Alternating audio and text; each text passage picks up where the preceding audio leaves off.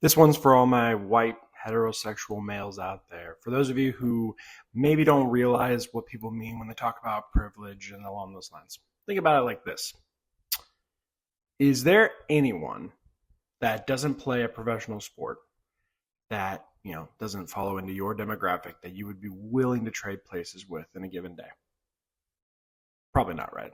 And that's the whole point. It's not to villainize you. It's not to make you seem like you're the pit of all evil. The point is you're seeing the world through a different lens.